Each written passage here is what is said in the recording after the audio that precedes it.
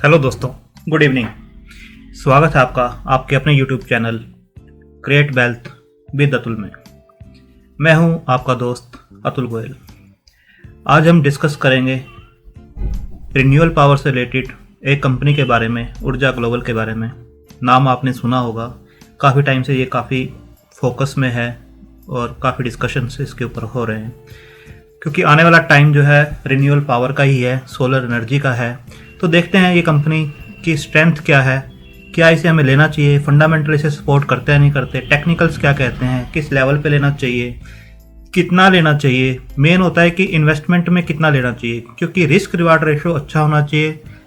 आपको पैनिक नहीं करना चाहिए, आपको इतनी इन्वेस्टमेंट नहीं लगानी चाहिए कि आप पैनिक हो जाओ। आपकी कैपेसिटी अगर 10,000 की है तो 10,000 ही लगाना चाहिए, उससे 20,000 नहीं लगाना चाहिए कि शेयर बढ़ रहा है तो 20,000 लगा दो। आप पैनिक हो जाओगे उसके अंदर अगर शेयर हल्का सा भी ऊपर नीचे होता है। देखिए, डेली जो शेयर प्राइस ऊपर नीचे होते हैं उनके पीछे कंपनी के फंडामेंटल्स काम नहीं करते हैं, उसके पीछे जो काम करता है उसका प्राइस एक्शन काम करता है, डिमांड सप्लाई काम करती है। डेली किसी भी कंपनी के फंडामेंटल्स चेंज नहीं होते हैं, डेली रिजल्ट्स नहीं आते हैं, डेली कोई न्यूज़ नहीं आती है किसी पे, पर आप देखोगे कि डेली शेयर ऊपर नीचे होते हैं, 2-4%, 5% ऊपर नीचे होते ही हैं। तो डेली फंडामेंटल चेंज नहीं होते हैं किसी कंपनी के, बट डिमांड सप्लाई जो होती है वो ऊपर करती है, प्राइस एक्शन उसे ऊपर नीचे करता है। तो बेसिकली ये है कि आपको उतना ही पैसा लगाना है जितना आप लॉन्ग टर्म के लिए होल्ड कर सको। आप ट्रेडर से इन्वेस्टर नहीं बनना है, मतलब कि मजबूरी में नहीं बनना है कि आप ट्रेडिंग कर रहे थे, 1-2 महीने के लिए रखना था, बट स्टॉक प्राइस नीचे आ गया, 10 रुपये का शेयर 8 रुपये हो गया और अब आप उसके अंदर मजबूरी में इन्वेस्टर बन गए हो। ऐसा नहीं करना है। पहले अपनी मेंटालिटी को सही करना है, आपका बिहेवियर सही करना है और उसके बाद उतना ही पैसा इसके अंदर लगाना है जितना आप होल्ड कर सकते हो लॉन्ग टर्म के लिए। छोटी कंपनी छोटा पैसा लगाना है, वो पैसा अपने आप बना देगी। 5,000 रुपये लगाओ, वो 50,000 अपने आप कर देगी उसका। बड़ी कंपनी रिलायंस, TCS वगैरह में बड़ा पैसा लगाओ, वो उस टाइप की कंपनी है उनमें बड़ा पैसा लगाया जाता है। छोटी कंपनी बड़ा पैसा लगाओ। और पोर्टफोलियो में क्या छोटे शेयर होने चाहिए, पेनी स्टॉक होने चाहिए, बिल्कुल होने चाहिए, पर उसकी रेशो बहुत कम होनी चाहिए। 3 से 5% आप अपने पोर्टफोलियो, अगर 1 लाख का पोर्टफोलियो है तो 3 से 5,000 रुपये आप उसके अंदर लगाइए। ये छोटे शेयर क्या होते हैं कि जब मूव करते हैं तो 8 से 10 गुना का प्रॉफिट आपको इजीली दे जाते हैं और आपका जो पोर्टफोलियो है ओवरऑल वो अच्छा अल्फा जनरेट करता है। अल्फा होता है कि अगर निफ्टी 5% बढ़ा है साल में तो आपका पोर्टफोलियो उससे ज़्यादा बढ़ना चाहिए, 6%, 8%, जो भी रेशो है उससे ज़्यादा होना चाहिए, तो वो अल्फा होता है। जो भी निफ्टी और आपके शेयर प्राइस या पोर्टफोलियो में जो डिफरेंस होता है उसे अल्फा बोलते हैं। तो अब डिस्कस करते हैं, अपने टॉपिक पे आते हैं, ऊर्जा ग्लोबल के बारे में। ऊर्जा ग्लोबल के जो प्रोडक्ट्स हैं आप देखेंगे, ई रिक्शा में ये लोग काम करते हैं। E rickshaw, battery, solar inverter, LED lights, PV module, water heater, solar lantern, power pack, home lighting, solar charge controller, इन सब में ये डील करते हैं। जो आने वाले टाइम में सबसे ज़्यादा जो है डिमांड इन प्रोडक्ट्स की रहेगी। इस कंपनी ने स्टार्ट किया है और आने वाले फ्यूचर को देखते हुए इन्होंने अच्छा स्टार्ट किया है। अगर आप देखेंगे इनके जो प्रोजेक्ट्स हैं, प्रोजेक्ट्स ये अच्छे कर रहे हैं। अब देखेंगे इन्होंने मेघालय में एक प्रोजेक्ट किया है, हरिद्वार में एक प्रोजेक्ट किया है, झारखंड में प्रोजेक्ट किया है, तो प्रोजेक्ट्स अच्छे कर रही है कंपनी और आने वाला टाइम इन्हीं का है। कुंभ मेला आप देखेंगे कि उसके अंदर भी इनका अर्ध कुंभ मेला जो 2016 में था, उन्होंने AC जो supply of AC LED lights इन्हीं की कंपनी की गई हुई थी। तो हमने ये चीज़ें सुनी हुई हैं। सुलभ शौचालय जो है, टॉयलेट जो है, उनके अंदर झारखंड में इन्होंने काफ़ी लाइट्स जो हैं दी हैं। ग्राम पंचायत में इन्होंने काफ़ी लाइट्स दी हैं। अब इसके हम फंडामेंटल्स लेकर देख लेते हैं और प्राइस क्या चल रहा है मार्केट में इसका वो देख लेते हैं। तो आज जो प्राइस है BSE पे 5.43 और NSE पे 5.10 के आसपास है। वॉल्यूम आप देखेंगे 46,45,000 और 9,90,000 NSE पे ट्रेड हुए हैं। 5 रुपये 10 पैसे इसका 52 वीक हाई और 90 पैसे जो है इसका 52 वीक लो है। अभी ये अपने 52 वीक हाई पे ही काम कर रहा है। एक नया हाई इसने बनाया। लाइफ टाइम हाई हम चार्ट पे देखेंगे कि लाइफ टाइम हाई क्या है इसका, क्या यही लाइफ टाइम हाई है या इससे भी ऊपर इसने ट्रेड किया है। अगर आप देखेंगे डेली चार्ट पे वेरी बुलिश नज़र आता है, ये वीकली चार्ट पे बुलिश नज़र आता है और मंथली चार्ट पे भी बुलिश नज़र आता है टेक्निकली। अगर मार्केट कैप देखेंगे 275 करोड़ की कंपनी है, बहुत ही छोटा इसका मार्केट कैप है, स्मॉल कैप कंपनी है। बट छोटी कंपनी जब इस टाइप के फील्ड में उतरती है और इसके फंडामेंटल स्ट्रॉन्ग होते चले जाते हैं तो वो मिड कैप बनने में टाइम नहीं लगाती है। अगर आप देखेंगे डिविडेंड ये पे नहीं करती है। डिलीवरी जो है 100% डिलीवरीज हुई है, 3 डेज की 100% है, 5 डेज की भी और 8 डेज की एवरेज देखेंगे तो 100% डिलीवरी इसकी चल रही है। अगर हम एक चेकलिस्ट की बात करें और चेकलिस्ट पे देखें तो लो रिस्क कंपनी है, आप देखेंगे लो रिस्क कंपनी है, स्मॉल कैप कंपनी है, renewable energy equipment and services में जो इसकी इंडस्ट्री है उसके अंदर ये काम करती है। अभी जो शेयर है जो न्यूज में है उसको भी एक बार डिस्कस कर लेते हैं। जैसे ROCE return on capital employed जो है 1.59 का, ROE जो है 0.73 का, जो कि बहुत ज़्यादा अट्रैक्टिव नहीं है। डिविडेंड जैसे मैंने बताया ये नहीं देते हैं। बट एक वक्त चीज़ और देखने वाली है, जो बुक वैल्यू है उसकी 3.25 के आसपास की है। तो ऑलमोस्ट कुछ दिन पहले जो अपनी बुक वैल्यू के आसपास ही काम कर रहा था। अगर चार्ट के ऊपर देखते हैं तो 200 DMA के ऊपर ये निकला है स्टॉक, जो आप देखेंगे 14 मई के आसपास इसके ऊपर निकला है। और उसके बाद जो स्टॉक जो 200 DMA के ऊपर काम करता है वो काफ़ी बुलिश नज़र आता है और उसके ऊपर ही काफ़ी टाइम वो सपोर्ट लेता है, उसको तोड़ता नहीं है। तो आगे चार्ट के ऊपर डिस्कस करेंगे 200 DMA और इसके सपोर्ट लेवल क्या बनते हैं। कंपनी आप देखेंगे कि डेट रिड्यूस किया, ऑलमोस्ट कंपनी डेट फ्री है। पिछले कुछ क्वार्टर्स को अगर हम देखें तो सेल्स कंपेयर करें जून 2018 को सितंबर 2020 से, तो 39.43 की जो सेल्स थी 35 के आसपास की है। ऑलमोस्ट एक रेंज में ही काम कर रहे हैं। जून 2019 में जो इनके ऑर्डर्स थे वो अच्छे थे, तो 51 के आसपास की इनकी जो सेल गई थी वो हाईएस्ट थी। अगर ऑपरेटिंग प्रॉफिट मार्जिन की बात करें, जो माइनस में हुआ करते थे वो अब प्लस में आने स्टार्ट हुए हैं, 0.03 के आसपास प्लस में है। ऑपरेटिंग प्रॉफिट जो है 0.62 से इंक्रीज होकर 0.01 के आसपास है। EPS जो देखेंगे, नेट प्रॉफिट जो देखेंगे 0.28 माइनस से अब ये 0.20, ये करोड़ में है वैल्यू, यानी 20 लाख के आसपास का जो है प्रॉफिट ये कंपनी कर रही है। अभी देखेंगे जो 2018 जून था और उसका सितंबर जून था, उसमें दोनों में लॉस दिया था। उसके बाद आप देखिए कहीं पर भी लॉस नहीं है, एटलीस्ट कंपनी पिछले कई क्वार्टर से प्रॉफिट में चल रही है। अगर ईयर और ईयर इसे कंपेयर करेंगे पिछले कुछ सालों का, तो सेल्स जो है 114 से इंक्रीज होकर 164 करोड़ के आसपास की हो गई है। ऑपरेटिंग मार्जिन जो देखेंगे वो ऑलमोस्ट 1% के आसपास ही बना हुआ है।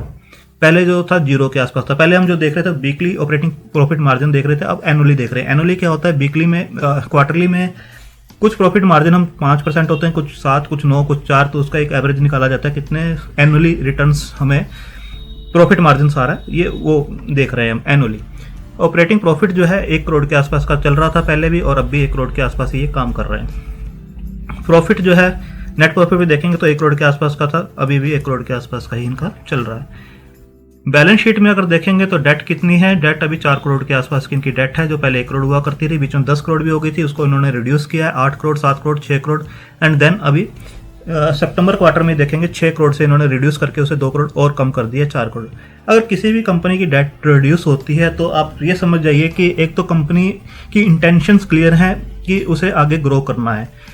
तो 6 करोड़ से 4 करोड़ जो डेट क्लियर किया है इन्होंने, तो आप इंटरेस्ट देखेंगे कि कंपनी का इंटरेस्ट रेशो जो है कम होगा, उससे प्रॉफिट उनके बढ़ेंगे। जो वो बैंक को पे कर रहे थे इंटरेस्ट, हाई जो डेट ले रखा था, अब डेट कम हो गया तो इंटरेस्ट भी वो कम पे करेंगे, और इंटरेस्ट कम पे करेंगे तो वो चीज़ें उनके प्रॉफिट में इंक्लूड होकर आएगी। अगर रिजर्व देखेंगे तो 103 करोड़ से बढ़ के 114 करोड़ के आसपास हो गए हैं। एसेट देखेंगे तो 167 करोड़ से बढ़ के 525 करोड़ के एसेट्स इन्होंने क्रिएट किए हैं।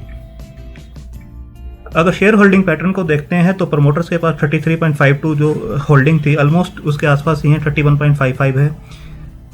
FII देखेंगे 0.89 से रिड्यूस होकर 0.47 के आसपास है। DII की होल्डिंग जो है ज़्यादा नहीं है, बट फिर भी देखिए इतनी छोटी सी कंपनी है, फिर भी FII की इसके ऊपर नज़र है, इसका स्टेक इन्होंने ले रखा है, तो इसका मतलब कहीं FII की नज़र में भी ये कंपनी है। DII 0.01% है। जैसे जैसे फंडामेंटल स्ट्रॉन्ग होते हैं तो DII FII अपने आप ही स्टेक बढ़ाना स्टार्ट कर देते हैं। पब्लिक की होल्डिंग 67.96% के आसपास है। अभी मैं आपको न्यूज़ दिखाता हूँ कि जो जिस फील्ड में कंपनी काम करती है, रिन्यूएबल सेक्टर के अंदर, रिन्यूएबल पावर के अंदर, प्रधानमंत्री श्री नरेंद्र मोदी ने अभी 26 नवंबर की ये न्यूज़ है, उन्होंने बोला है कि $20 बिलियन पोटेंशियल है रिन्यूएबल सेक्टर के अंदर। तो आप देख सकते हैं कि बहुत सी कम कंपनियां हैं जो इस फील्ड में काम कर रही हैं, तो पोटेंशियल कितना है, $20 बिलियन का पोटेंशियल है, तो ये कंपनी कहाँ तक जा सकती है। आपने शेयर देखा होगा अदानी ग्रीन का, उसको भी लोग यही बोल रहे थे कि ये शेयर बहुत ज़्यादा बढ़ चुका है, 100 रुपये हो चुका है, अब नहीं बढ़ेगा। देन 200 हो गया, बहुत ज़्यादा बढ़ गया है, 500 हो गया, बहुत ज़्यादा बढ़ गया है, अभी वो 1000 के ऊपर भी ट्रेड कर रहा था, 1200 के आसपास वो शेयर गया है। मल्टीपल उसने लोगों की वेल्थ करके दी है। तो ऐसे स्टॉक में बने रहना चाहिए और ओवर द टाइम वो अच्छी वेल्थ आपको बना के देते हैं। अभी मैं दिखाता हूँ आपको अदानी ग्रुप का, अदानी ग्रीन की, जिसकी मैं बात कर रहा था अभी। अक्षय ऊर्जा स्रोतों से भारत सबसे सस्ती बिजली पैदा करेगा। तो इसका मतलब ये है, जो सोलर एनर्जी है, जो रिन्यूएबल एनर्जी है, आने वाले, जैसे अदानी गौतम अदानी ने बोला 20 सालों में बदल जाएगी भारत की पूरी जो एनर्जी सेक्टर की जो है कायाकल्प। उसमें क्या है कि बहुत ही सस्ती बिजली बन सकती है सोलर एनर्जी से और जो रिन्यूएबल एनर्जी है उससे। तो ये कंपनी उसके अंदर ही है और इसका स्कोप आप दे सकते हैं, बहुत ही ज़्यादा स्कोप है ऊपर जाने का। ऐसा नहीं है कि एक कंपनी ऐसे फील्ड में है जिसका स्कोप ही नहीं है, इसका बहुत ज़्यादा स्कोप है और ये आगे जा सकती है और इनकी इंटेंशंस बहुत क्लियर हैं। अब यहाँ पर चार्ट पे देख लेते हैं कि ये स्टॉक कैसे काम करता है टेक्निकली।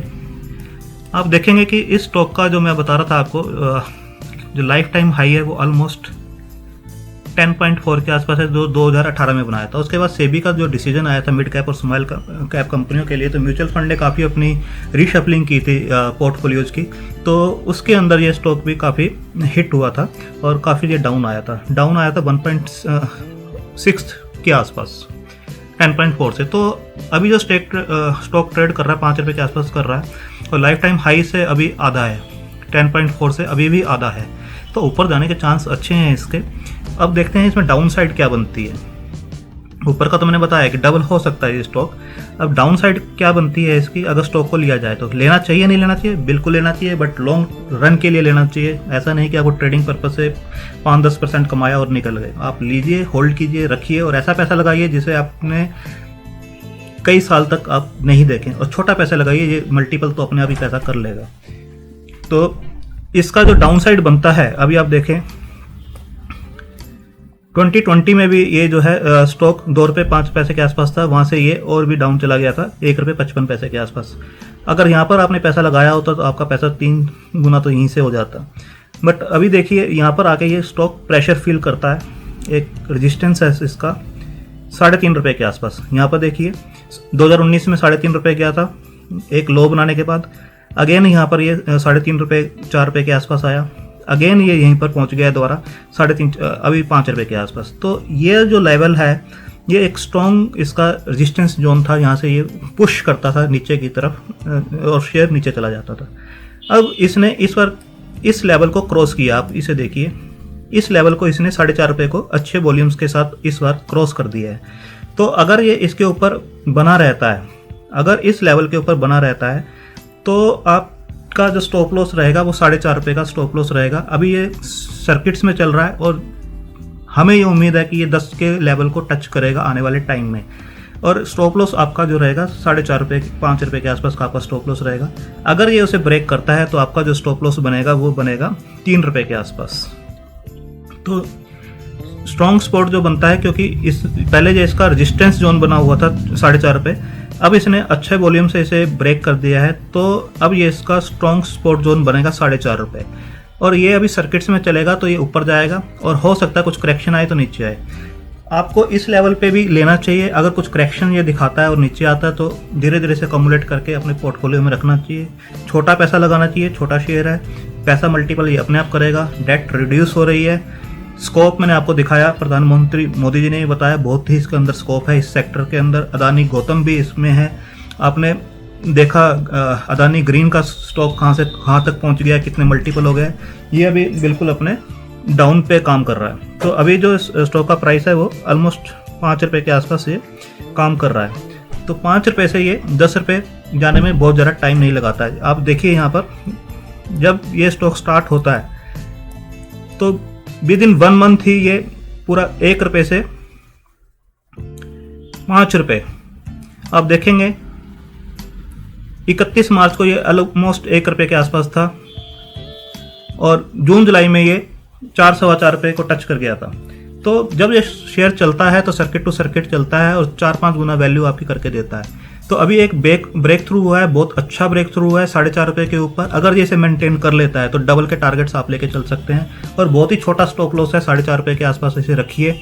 और अगर ये 4.5 रुपये को तोड़ता है तो आपको जो अकमुलेट करना है वो 3 रुपये के आसपास इसे अकमुलेट करना है और फिर अगेन वही टारगेट आपका फिर बन जाएगा। तो आपको नीचे अकोमुलेट करना है, वेट कीजिए ये 4.5 को तोड़ता है या नहीं तोड़ता। अगर तोड़ता है तो 3 रुपये के आसपास अकोमुलेट कीजिए, अगर नहीं तोड़ता तो ये डबल के लिए जा सकता है। आप इसे वॉच लिस्ट में लगाइए, धीरे धीरे अकोमुलेट कीजिए, लॉन्ग टर्म के लिए रखिए, छोटा पैसा लगाइए। थैंक यू, धन्यवाद।